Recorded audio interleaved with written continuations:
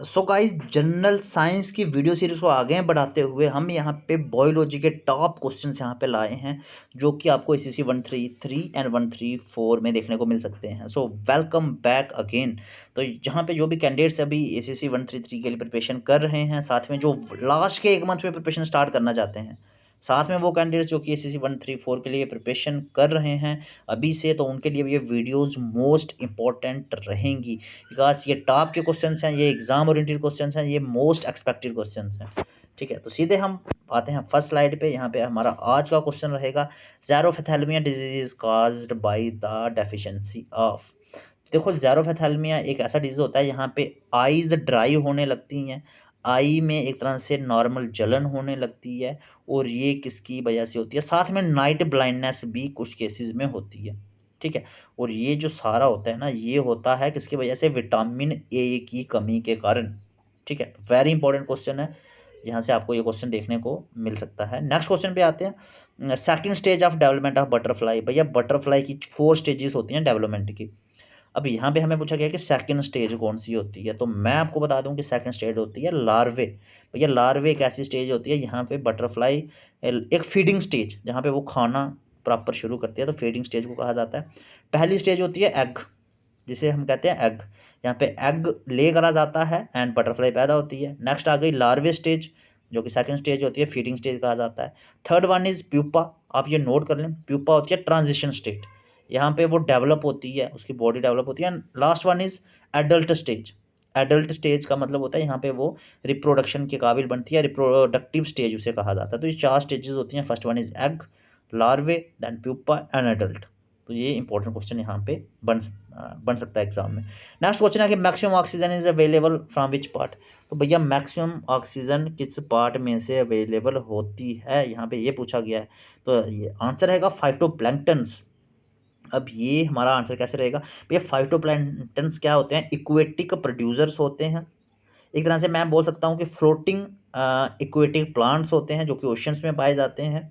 ठीक है, और यहाँ पे इनमें मैक्सिमम ऑक्सीजन जो है पाई जाती है। ठीक है, तो फाइटोप्लैंक्टन को बेस ऑफ द बहुत सारी फूड चेन का बेस भी माना गया है। ठीक है ना, फूड चेन कहाँ से, जहाँ पे एक ऑर्गेनिज्म दूसरे को खाता है फॉर एनर्जी, दूसरा तीसरे को खाता है फॉर एनर्जी, तीसरा चौथे को खाता है फॉर एनर्जी, तो इसको कहा जाता है food chain.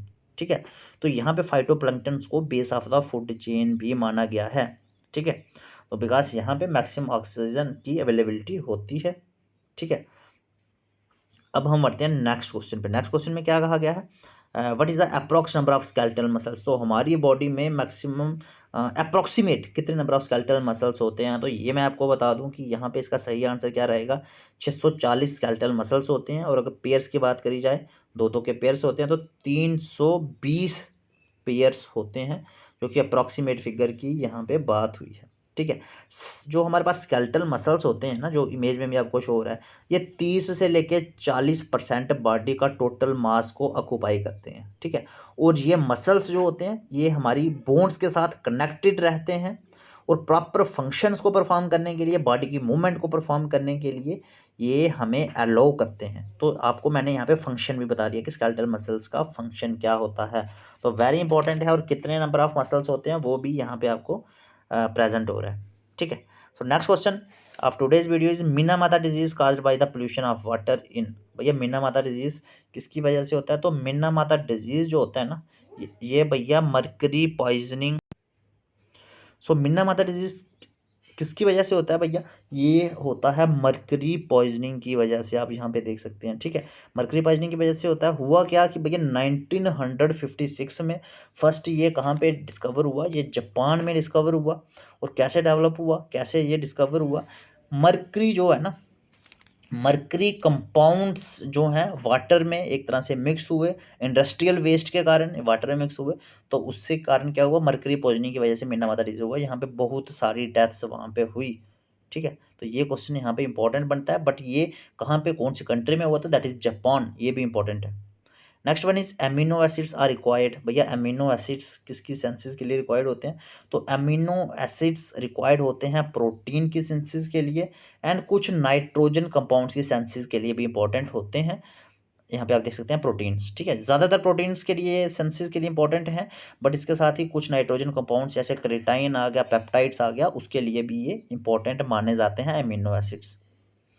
Next one is, अब ये इंपॉर्टेंट, सबसे इंपॉर्टेंट अपडेट ये है आपके लिए कि भैया ऑपरेशन सिंदूर जो कि आपके कारण सक्सेसफुल हो चुका है, तो उसके कारण उसी के लिए हम यहाँ पे उसकी सक्सेस को सेलिब्रेट करने के लिए एक्स्ट्रा डिस्काउंट भी आपके लिए आए हैं।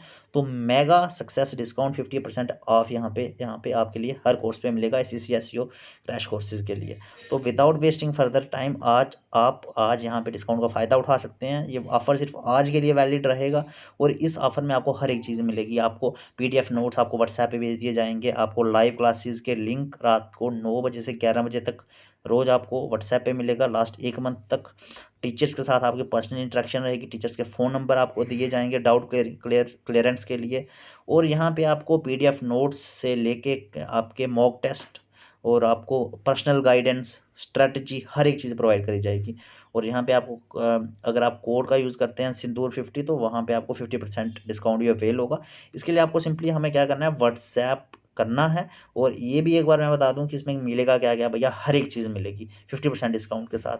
PDF notes, one liners, MCQs, mock test, practice sets, recorded lectures, notes जो कि PDF फॉर्म में व्हाट्सएप पे मिलेंगे। साथ में 1 मंथ के लिए वेल होगा और टीचर्स के साथ आपकी पर्सनल इंटरेक्शन रहेगी। और दूसरी चीज़ ये कि ड्यूटी कैंडिडेट्स को दिक्कत रहती है टाइम की, तो उसको भी हमने यहाँ पे सॉर्ट आउट कर लिया है। बिकॉज रात को क्लासेस रहेंगी और अगर नेटवर्क इशू के कारण, पर्सनल रीज़न के कारण आप क्लासेस नहीं देख पा रहे हैं, तो फिर भी आपको बिल्कुल वरी होने की ज़रूरत नहीं है। बिकॉज वो वीडियोज़ आपको रिकॉर्डेड फॉर्म में मिल जाएंगी, फ़ोन में मिलेंगी और कभी भी आप उनको देख सकते हैं। तो इसलिए ये ऑफ़र तो आपके लिए ही बना हुआ है। तो टॉप 100 रैंकिंग में आने के लिए, ऑफिसर बनने के सपने को पूरा करने के लिए आप हमें यहाँ पे व्हाट्सएप कर सकते हैं अभी। हम यहाँ पे वीडियो को कंटिन्यू करते हैं बिकॉज वेरी इंपॉर्टेंट है, बायोलॉजी के क्वेश्चंस हैं। क्वेश्चन है कि Christmas factor involve in which system. तो भैया क्रिसमस फैक्टर किससे इन्वॉल्व है, तो ये इन्वॉल्व है किसके लिए, ब्लड कोगुलेशन। देखो ब्लड कोगुलेशन क्या होता है, ब्लड कोगुलेशन एक तरह से ब्लड क्लॉटिंग होती है, ठीक है। और ये एक इंपॉर्टेंट प्रोसेस होता है जब भी हमारी कोई ब्लड वेसल इंजर होती है ना, हमें जब भी इंजरी होती है तो हमें बहुत सारी ब्लीडिंग होती है। तो उसी ब्लीडिंग को यहाँ पे रोकने के लिए के प्रोसेस को ब्लड कोगुलेशन या ब्लड क्लॉटिंग कहा जाता है। और ये जो है क्रिसमस फैक्टर, ये किससे इन्वॉल्व है, ब्लड कोगुलेशन से इन्वॉल्व है। और ब्लड क्लॉटिंग के लिए किसकी ज़रूरत होती है, या अगर हमारी कोई ब्लड वेसल इंजर होती है तो खून को रोकने के लिए, ब्लड को रोकने के लिए किसकी ज़रूरत होती है, तो विटामिन के बहुत ज़रूरी है, हमारी बॉडी में होना चाहिए। अदरवाइज़ यहाँ पे ब्लड का जो फ्लो है ना, उसको कंट्रोल में लाना मुश्किल हो जाता है। तो विटामिन के is very important for blood clotting. तो ये भी एक एक्स्ट्रा क्वेश्चन यहाँ से बन जाता है। तो हर एक क्वेश्चन में से कम 3 से 4 क्वेश्चन बन रहे हैं। अच्छे से बढ़ के जाओगे, एग्जाम में बहुत बढ़िया परफॉर्म करोगे। बाकी ये क्वेश्चन आपको कैसे लग रहे हैं, वीडियोज़ कैसे लग रही हैं, आप ज़रूर यहाँ पे कमेंट बॉक्स में मुझे बताओगे, सो दैट कि हमें भी पता चले कि यहाँ पे हमारे लिए कैंडिडेट्स जो कि जितने भी यूट्यूब पे हैं, तो आप लोगों को कैसी ये वीडियोज़ लग रही हैं, कितनी हेल्पफुल लग रही हैं, सो दैट कि हम और वीडियोज़ बनाएं अगर आपको ये हेल्पफुल लग रही हैं तो। हम नेक्स्ट पे आते हैं कि फर्स्ट ह्यूमन ट्रांसप्लांट किसने परफॉर्म करा था। तो भैया पहला हार्ट ट्रांसप्लांट किसने करा था बॉडी में, तो ये करा था किसने, दैट इज़ क्रिस्टोफर बर्नर ने करा था। इन्होंने सर्जरी करी थी दिसंबर 3 1967 में। एक्स्ट्रा आप इसे नोट कर सकते हैं। और ये सर्जरी कहाँ पे हुई थी, कैपटाउन, जो कि एक सिटी है साउथ अफ्रीका में, साउथ अफ्रीका की एक सिटी है कैपटाउन। तो वहाँ पे ये क्रिस्टोफर बर्नर ने क्या करा था, सक्सेसफुल सर्जरी करी थी 1967 ऑन दिसंबर 3। तो वेरी इंपॉर्टेंट, यहाँ से 3 से 4 क्वेश्चन आपके बन चुके हैं। नेक्स्ट पे आते हैं कि इन BCG वैक्सीन ऑफ ट्यूबरक्लोसिस। भैया BCG वैक्सीन का यूज़ किया जाता है ट्यूबरक्लोसिस के लिए, पॉइंट नंबर 1। दूसरा, BCG में बी की फुल फॉर्म क्या होती है, बी किसे कहा जाता है, बी स्टैंड्स फॉर। तो ये आपको डायरेक्टली पूछा जा सकता है, ये आपको बताना है, ठीक है। तो यहाँ पे इसका सही आंसर है वैसिलस कहा जाता है। भैया इसकी पूरा नाम है वैसिलस कैलमीट ग्यूरिन, ठीक है। Bacillus Calmette Guerin, C stands for Calmette and G stands for Guérin.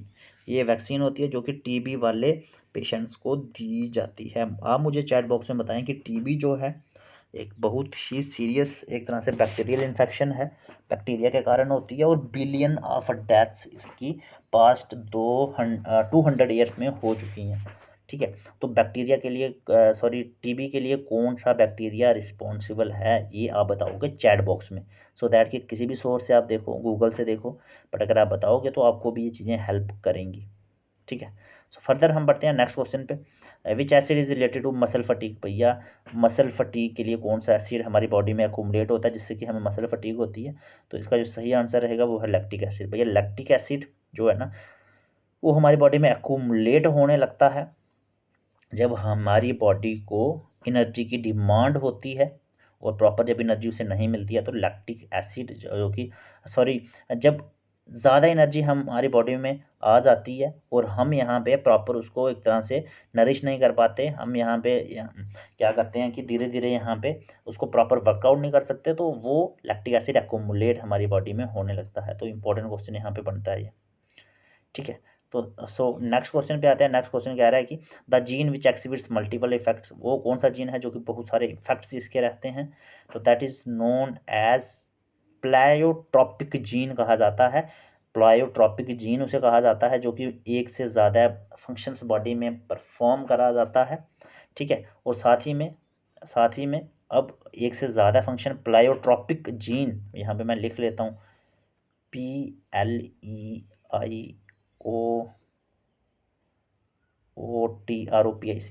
पैलोट्रॉपिक gene. भैया इस प्रोसेस को पैलोट्रॉपी कहा जाता है जो कि मल्टीपल इफेक्ट्स जीन के रहते हैं, बट जीन कौन सा है, प्लायोट्रॉपिक जीन, और इफेक्ट को प्लायोट्रॉपी कहा जाता है जो कि मल्टीपल इफेक्ट्स होते हैं जो कि बहुत सारे फंक्शंस को कंट्रोल करता है बॉडी में। नेक्स्ट आते हैं कि स्वीट एज शुगर कौन सी होती है। भैया सबसे स्वीट एज शुगर की बात हुई है तो यहाँ पे इसका सही आंसर क्या रहेगा उसकी हम यहाँ पे बात करेंगे। तो भैया फ्रक्टोज जो है ये हमारे पास स्वीट एज शुगर रहती है, और ये ट्वाइस, ये भैया डबल स्वीटेस्ट होती है सुक्रोज से। सुक्रोज ये डबल स्वीटेस्ट होती है, और ये फ्रक्टोज जो है, अगर फ्रक्टोज की बात करी जाए तो ये नेचुरली अकरिंग शुगर होती है। Very important. नेक्स्ट क्वेश्चन हमारा है कि outside the nucleus DNA is found in. भैया न्यूक्लियस जो कि सेंट्रल पार्ट माना जाता है एटम का, तो भैया डीएनए कहाँ पे पाया जाता है, तो डीएनए जो कि is found in which part, तो डीएनए माइटोकॉन्ड्रिया में पाया जाता है। ठीक है।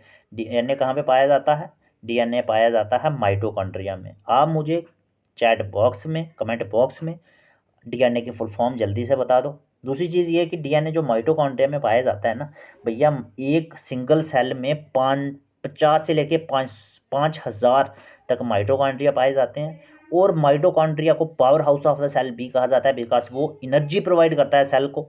ठीक है। और एनर्जी जो स्टोर रहती है सेल में वो in the form of ATP रहती है। एग्जाम में पूछा जाता है किस फॉर्म में रहती है, एटीपी, एडिनोसाइड ट्राईफॉस्फेट की फॉर्म में ये एनर्जी रहती है। आप मुझे फुल फॉर्म बताओगे डीएनए की। आई होप यहाँ से भी 3 से 4 क्वेश्चन बन चुके हैं। ठीक है। और अगर यहाँ पे मैं नेक्स्ट क्वेश्चन पे आऊँ तो कलर ऑफ कैरेट किसकी वजह से होता है, भाई कलर ऑफ कैरेट होता है कि हमारे पास कैरोटीन की वजह से। तो ये भी हमारे पास एक इंपॉर्टेंट क्वेश्चन बनता है कि कलर ऑफ कैरेट किसकी वजह से होता है, तो कैरोटीन की वजह से, जो कि कलर होता है कैरेट का, एक पिगमेंट इसमें प्रेजेंट होती है। ठीक है। नेक्स्ट क्वेश्चन की बात करें तो सेंस ऑफ बैलेंस, भैया बॉडी के बैलेंस को कौन एक तरह से अटेन करके रखता है, ब्रेन का कौन सा पार्ट जो अटेन करके रखता है, तो आंसर इज सेरिब्रम। सेरिब्रम जो है ये लोकेट कहाँ पे रहता है, अंडर द सेरिब्रम, सेरिब्रम के अंडर ये प्रेजेंट रहता है at the back of the head, और ये बॉडी बैलेंस को, मसल एक्टिविटीज़ को मेंटेन करके रखता है। Very important. नेक्स्ट क्वेश्चन पे बढ़ते हैं। कौन सा यहाँ पे पार्ट ऑफ द प्लांट है जिसको लंग्स ऑफ द प्लांट कहा जाता है, जो कि ट्रांसपिरेशन के लिए रिस्पॉन्सिबल रहता है, and that part is known as leaves. भैया लीव्स जो है इसको लंग्स ऑफ द, जिससे हमारे फेफड़े होते हैं ना, उसी तरह लंग्स ऑफ द प्लांट्स किसे कहा जाता है, लीव्स को कहा जाता है। वेरी इंपॉर्टेंट, बिकॉज ये क्या करता है भाई, वाटर को एक तरह से आपको पता है कि वाटर को मूव कराना हो या रेस्पिरेशन कराना हो, तो उसके लिए ये सारे प्रोसेस में इंपॉर्टेंट रोल रहता है लीव्स का। Next one is instant energy अगर सेल में रिक्वायर्ड हो तो हमें क्या पीना चाहिए या क्या खाना चाहिए, तो भैया ग्लूकोज। ग्लूकोज जो सिंपलेस्ट फॉर्म ऑफ शुगर जो रहती है, ये जो कि इजली ब्लड में एब्जॉर्ब हो जाती है। ठीक है। ग्लूकोज जो कि सिंपलेस्ट फॉर्म ऑफ शुगर रहती है, इसलिए डॉक्टर्स भी रिकमेंड करते हैं ग्लूकोज को अगर आपको कोई भी डिजीज़ है या वीकनेस है, बिकॉज ये बहुत इजीली डाइजेस्ट हो जाता है ग्लूकोज। ठीक है। तो ये इजीली एब्जॉर्ब करता है ब्लड, इसलिए इसको क्या कहा गया है, इंस्टेंट एनर्जी के लिए इसको प्रेफर करा जाता है ग्लूकोज को। Next one is the harmful substance produce by microbes. Microbes द्वारा हार्मफुल सब्सटेंस जो प्रोड्यूस करा जाता है उसे क्या कहते हैं, that is known as toxins. भैया टॉक्सिन क्या होते हैं, हार्मफुल सब्सटेंसेस होते हैं जो माइक्रोब्स द्वारा प्रोड्यूस करे जाते हैं। और माइक्रोब्स क्या होते हैं, वो लिविंग थिंग्स जो कि एक तरह से हार्मफुल होते हैं और हमारे इर्द गिर्द होते हैं, जिन्हें हम माइक्रो ऑर्गेनिजम्स भी कहते हैं, माइक्रोब्स भी कहते हैं, बट हार्मफुल सब्सटेंसेस को टॉक्सिन्स कहा जाता है। Next one is myrmecology. किसकी स्टडी को कहा जाता है, तो वेरी इंपॉर्टेंट भैया, एंड्स की स्टडी को मायरमिकोलॉजी कहा जाता है।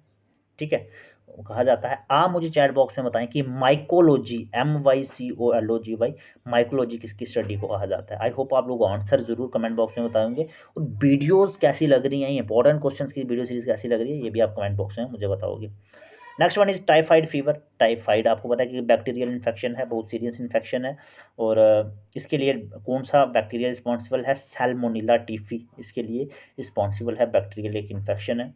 ठीक है, इंपॉर्टेंट क्वेश्चन है, आपको पूछा जा सकता है। तो आंसर यहाँ पे मैं आपको दिखा दूँ कि ये एक बैक्टीरियल इन्फेक्शन है।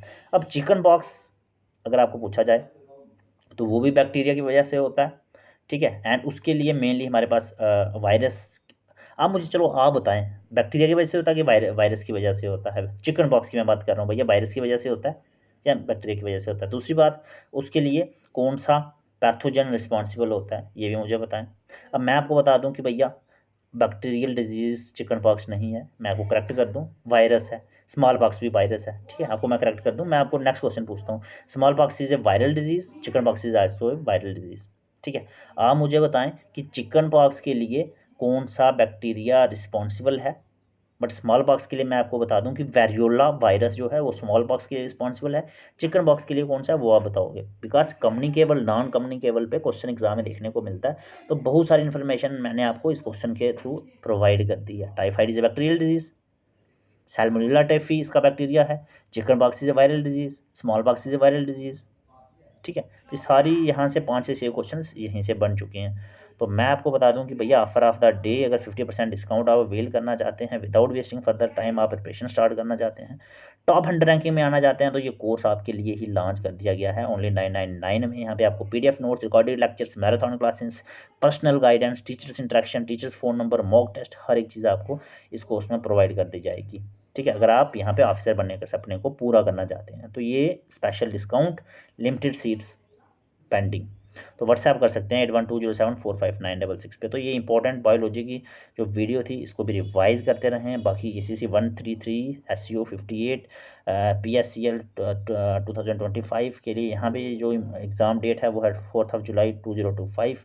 तो यहाँ पे आप हमें व्हाट्सएप कर सकते हैं। तो ये वीडियो सीरीज़ जो है ये आपको कैसी लग रही है कमेंट बॉक्स में बताएं, और हम मिलते हैं नेक्स्ट वीडियो में। Thank you so much to all the candidates on YouTube, and also thank you and all the very best to all. Thank you.